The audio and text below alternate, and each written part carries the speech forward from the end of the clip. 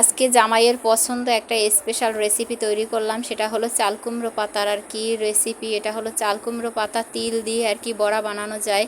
তো এটা হলো মানিকগঞ্জের বিখ্যাত খাবার। তো দেখা যাক আমি পারি কিনা ওইভাবে, আমি তো কখনো করি নাই, যেহেতু সে বলে দিছে কিভাবে কি করতে হয়, তো চেষ্টা করলাম ফার্স্ট টাইম, দেখি পারি কিনা।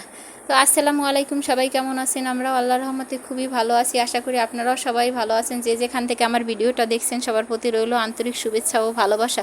তো আমি এখানে নিয়েছি আর কি বেশি পরিমাণে বেসন দিয়ে এখানে হলুদের গুঁড়া, মরিচের গুঁড়া, তারপরে আমি দিলাম তিল। এই তিলটা আমি ভেজে নিয়েছি, তিলটা ভেজে তারপরে খোসাটা উঠাই নিয়েছি, কিছুটা খোসা উঠে গেছে, খোসাটা উঠাই ফেলে দিয়ে তারপর তিলটা আমি দিয়ে দিয়েছি এর ভিতরে।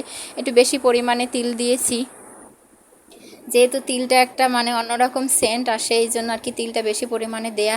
আর পানিটা আমি পরিমাণ মতো দেব, কারণ বেশি পাতলা হলে আবার ঘেল ঘেলে হয়ে যায়, পাতার সাথে লাগে না আর কি, পড়ে যেতে চাই। এই জন্য আমি বেশি পাতলা করব না আর কি, পরিমাণ মতো পানি দিয়ে মাখাই নিচ্ছি। যেহেতু বলছি যে আমি ওইভাবে কখনো করি না, এবার জানিও না, সে বলে দিছে, এই জন্য আর কি ওইভাবে আমি করছি, চেষ্টা করছি, দেখি পারি কিনা। তো এই যে আমি আটাটা একবারে ভালো করে মাখাই নিছি, এটা আটা না, এটা হলো বেসন। তো বেসনটা আমি এখানে ভালো করে মাখাই নিছি, এখন পাতাটার গায়ে আমি এটা ভালো করে লাগাই দেব।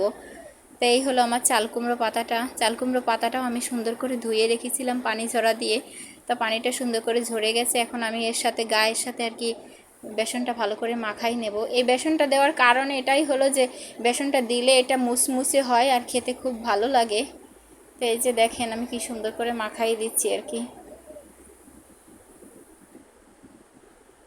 তো এইভাবে আমি আর কি সবগুলাই রেডি করে রাখবো আগে, তারপর আমি ভাজতে যাব চুলায়। ওদিকে ফ্রাই প্যানে আমি তেল বসাই রাখছি, ওটা গরম হচ্ছে আর কি। তো আমি এইভাবে সবগুলো একবারে বানাই নেব। তো আজকে একটু বেশি পরিমাণেই নিছি, যেহেতু প্রথম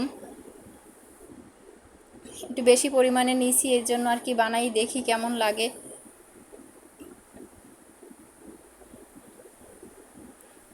তো এই যে দেখেন আমার এইভাবে আর কি মাখানো হয়ে গেছে, এইভাবে আমি আর কি সব দিকে লাগাই দিচ্ছি বেসনটা ভালো করে। তো আমি সবগুলো এইভাবে বানাই রেখেছি, এখন আমি এটাই করব। তো আমি এভাবে আর কি সবগুলোই তৈরি করে রেখেছিলাম, তো এখন ভাজতে আসলাম। তেলটাও আমার গরম হয়ে গেছে, আমি চুলার উপরে মানে দিয়ে দিলাম সবগুলা। তিলটা দেওয়ার কারণে কালারটা খুব সুন্দর লাগছে দেখতে, মনে হচ্ছে যেন আমি কালো জিরে ব্যবহার করছি, কিন্তু কালো জিরে না, এটা হলো তিল। তিলের ফ্লেভারটা ভালো লাগে খেতে, আর এটা আমার জামাইয়ের খুব পছন্দ, এজন্য দেয়া। তো এক পিঠ আমার হয়ে গেছে ভাজা, এখন আমি এটা ভালো করে উল্টাই দিচ্ছি আর কি। তো এটা ডুবো তেলেও ভাজতে পারেন, যার যেরকম রুচি আর কি করতে পারেন। তো আমি এখানে ডুবো তেল দেই নেই, পরিমাণ মতো তেল দিয়েছি আর কি। তো এখানে এই ভাজাটা আর কি ভাজতে বেশি তেলও লাগে না। তো এই যে দেখেন আমি উল্টাই দিলাম এগুলা। তো আমার এটা বেশ ভাজাই হয়ে গেছে এখন। এই যে দেখেন আমার কালারটা কত সুন্দর হয়েছে, ভাজা শেষ, এখন আমি তুলে নিচ্ছি এগুলা, একটা বাটিতে তুলে নিচ্ছি। দেখেন এটা কালারটা যেমন সুন্দর, খেতেও খুব মজা হয়েছিল রেসিপিটা। এই যে দেখেন আমার সবগুলো ভাজা হয়ে গেল, আমি সবগুলো তুলে নিলাম বাটিতে। এই যে দেখেন কতটা মুসমুসি এবং কতটা সুন্দর কালারফুল হয়েছে দেখতে, দেখতে যেমন সুন্দর, খেতেও কিন্তু অনেক মজা হয়েছিল।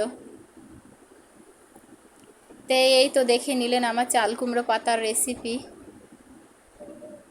তো সবাই ভালো থাকবেন, আমাদের জন্য দোয়া করবেন, আর রেসিপিটা ভালো লাগলে অবশ্যই লাইক, কমেন্ট এবং শেয়ার করবেন।